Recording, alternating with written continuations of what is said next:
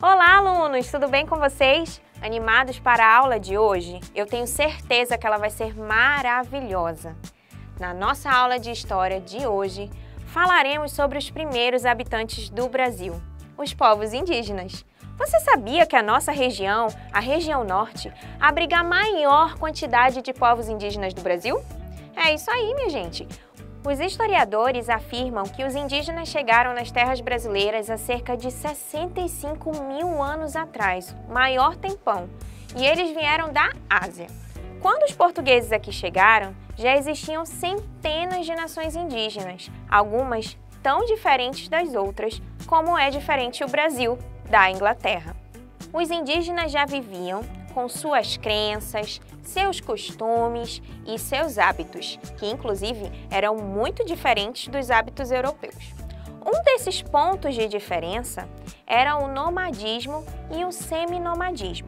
Enquanto que os europeus eram sedentários e eram fixos em suas terras, centenas de povos indígenas possuíam modos de vida de acordo com as suas crenças, ou seja, alguns eram nômades porque buscavam pela terra sem males, como é o caso dos Guarani, ou seja, estavam sempre se movimentando de um lugar para o outro.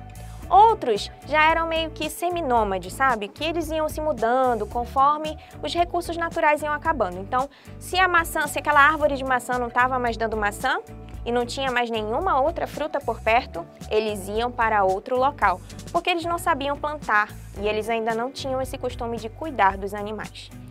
Um dos primeiros povos indígenas que se tem registros no Brasil são os homens de Umbu. Eles viveram nos Campos do Sul há cerca de 13 mil anos atrás por aqui, logo após a última Era do Gelo. Eu sei que isso deve estar te lembrando algum filme infantil, né? Esses homens eram caçadores-coletores, servidos, e por isso eles eram nômades. Eles não conheciam ainda a agricultura ou pastoreio. Então, eles não tinham como ficar em um lugar só, pois os recursos eles acabavam, e acabavam rápido.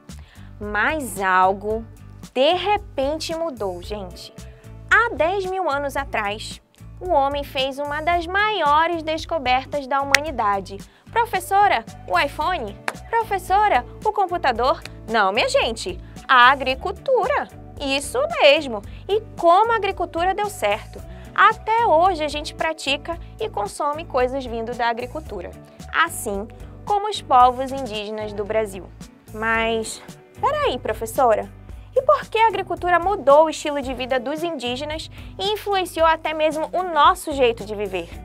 Vem comigo que eu vou te explicar melhor. Com a descoberta da agricultura e em seguida do pastoreio, o homem passou a ter uma fonte de comida constante e, assim, passou a permanecer por mais tempo nas regiões. A maioria dos indígenas, por exemplo, eles começaram a abandonar a vida nômade e começaram a se organizar em aldeias fixas, em áreas de solo fértil. Até porque não ia fazer muito mais sentido, né? Eu tô ali cuidando das plantas, das árvores, então eu posso me fixar. Mas é importante eu lembrá-los que nem todos os indígenas aderiram à fixação da terra. E existem diversos motivos. Alguns por motivos religiosos e a busca da terra sem males, como eu já mencionei para vocês, do povo Guarani. Mas outros por, inicialmente, desconhecerem as técnicas agrícolas e assim o solo deixava de ser fértil, ou seja, às vezes eles queimavam o local, eles deixavam o solo de modo que não dava para plantar novamente. Esses povos mudavam-se para onde pudessem plantar, como é o caso dos Tupi-Guarani, o primeiro povo indígena com quem os portugueses tiveram contato. Eles moravam no litoral brasileiro e estavam sempre se movimentando, de norte a sul. Após um tempo, esses povos acabaram por desenvolver técnicas agrícolas e ficou cada vez mais fácil permanecer em uma região. Como será que esses povos indígenas vivem hoje? Pois hoje eu vou te apresentar o modo de vida de algumas etnias indígenas brasileiras, coisas que geralmente a gente não vê no nosso livro de história. A primeira etnia que nós vamos conhecer vai ser a etnia Baré. Esse povo indígena mora no Brasil e mora fora dele também, viu? Em terras brasileiras, eles se localizam no Alto Rio Negro e existem comunidades, inclusive, próximas de Manaus. Vou te contar um segredo. Eu já conheci os Baré e foi uma experiência incrível. Existem diversas comunidades bem pertinho mesmo aqui de Manaus, e eu fui em uma dessas. Esse povo ainda caça, ainda pesca e ainda coleta, mas também trabalha na agricultura para o próprio consumo. Talvez a sua professora, o seu professor já deva ter mencionado esse tipo de agricultura. É aquela agricultura de subsistência ou agricultura familiar. Hoje, eles são sedentários, ou seja, estão fixados na terra em que vivem. Não são mais nômades e nem seminômades. Agora, vamos falar sobre os Sateré-Maué. Sateré-Maué é um povo indígena localizado na região do Médio Rio Amazonas. E eu também tenho que te contar esse segredo, porque eu não vou me segurar. Eu também já conheci o Sateré-Maué. Eles estão um pouquinho mais distantes de nós do que o povo Baré. Em geral, eles residem em uma comunidade ou em alguma área rural e eles se dividem na roça, na coleta de alimentos, na caça e também na pesca. Essa etnia tem algo de especial na agricultura, o Guaraná, ou o Aranã, como eles chamam.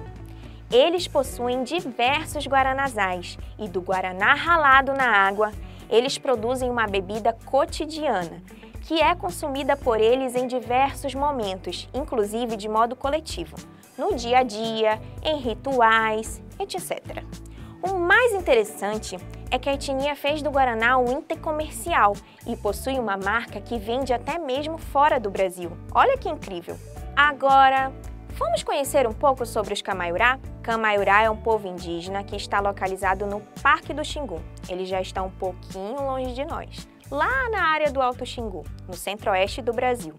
Eles se dedicam à agricultura principalmente no período de chuvas, quando os peixes ficam mais difíceis de serem pescados. Eles também plantam o urucu ou urucum, usado para as pinturas corporais em diversas cerimônias dessa etnia. Quando você vê os indígenas pintados, você pensa que é tinta, até mesmo alguns alunos podem comentar que é tinta guache, mas não, gente, é essa plantinha, o urucum. Bom, vocês já ouviram falar do povo Yanomami?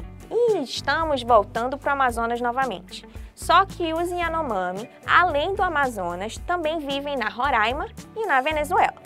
Eles, assim como o povo Baré, ainda caçam, ainda coletam e pescam, mas também praticam a agricultura para o próprio consumo.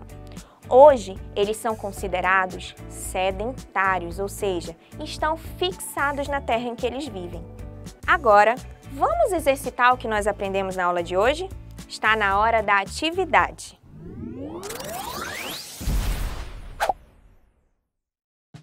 Vamos ver então qual é a resposta correta. Olha só, então nomadismo é um modo de vida em que as pessoas não possuem habitação fixa, o que caracteriza os povos indígenas lá no início, há muitos anos atrás. E o seminomadismo? Ele vai ser então o modo de vida em que as pessoas permanecem no local até os recursos acabarem. Então, o nomadismo, nós vamos lembrar dos povos indígenas bem de antigamente. Já o seminomadismo, nós podemos lembrar do povo Tupi-Guarani. Vamos para a nossa atividade número 2. Como chamava-se um dos primeiros povos indígenas do Brasil que se tem registrado? Qual será? Vamos ver a resposta? São os homens de Umbu, aqueles homens que eu comentei com vocês de muitos anos atrás e que vieram de onde? Lá da região sul. Vamos para a nossa última questão. Leia as palavras e preencha as lacunas em branco para completar a frase abaixo. No meu quadro eu tenho fixarem, nômades, agricultura, seminômades e humanidade. E embaixo eu tenho a tananã, tananã, foi uma grande descoberta da tananã, tananã, o que fez muitos povos indígenas deixarem de ser ou tananã, tananã, para então se na terra. Vamos pensar um pouquinho. Qual foi aquela grande descoberta que a professora falou logo no início da nossa aula? Isso mesmo, foi a agricultura. A agricultura foi uma grande descoberta de quem?